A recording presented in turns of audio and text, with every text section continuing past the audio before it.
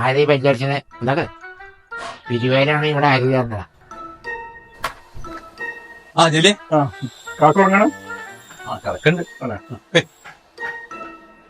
അല്ല ഏത് ഡോക്ടറെ ഇപ്പൊ കാണിക്കണേ?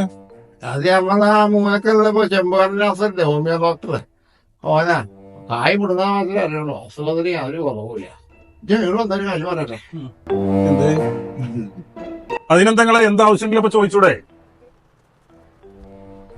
ഉറങ്ങാം, ഞാനും ഉറങ്ങാം. ശമ്പളം കിട്ടിയിട്ടില്ല.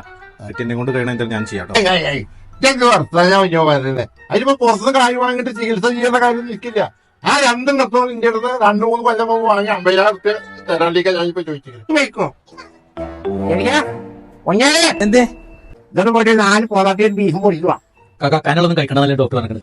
അപ്പടെ കൊച്ചിപ്പന്മാരായ പൊറാട്ട വാങ്ങിക്കൊടുന്നത് 2 മണിക്കൂർ ചാർജ് ഇട്ടൊക്കെ അപ്പൊ കനം കുറയില്ലേ?